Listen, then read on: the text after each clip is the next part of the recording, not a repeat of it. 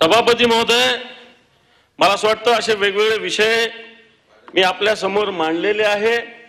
हे सगळे मांडत असताना राज्यपालांचं भाषण, महापुरुषाचा अवमान सातत्याने या महाराष्ट्रात होतोय। महाराष्ट्र कर्नाटक सीमा प्रश्नाविषयी याच्यात लिहिलं समिती झाली, या समितीचं नंतर कधी बैठक झाली नाही, कधी याच्यावर विचारणा झाली नाही, कधी चर्चा झाली नाही। सभापती महोदय, दावोस मध्ये झालेले करार म्हणजे या राज्याची फसवणूक आहे। सगळ्या कंपन्या मेजॉरिटीने मुंबई आणि महाराष्ट्रातल्या आहे।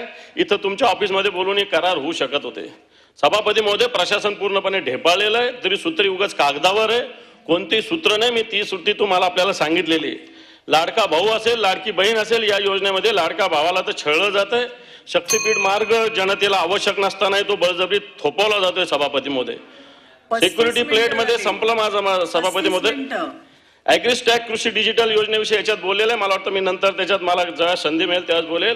परंतु सगळ्यात महत्त्वाचं, नैसर्गिक आपत्तीमध्ये जे जे अनुदान शेतकऱ्यांचं द्यायचं आहे ते त्वरित दिलं पाहिजे।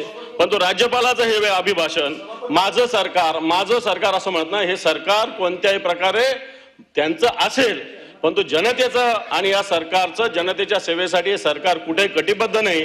माता भगिनीवर अत्याचारासाठी पावलं उचलण्यासाठी सरकार कुठे कटिबद्ध नाही। आणि म्हणून या भाषणावर मी खेद व्यक्त करतो आणि माझं बोलणं थांबवतो। धन्यवाद सभापती।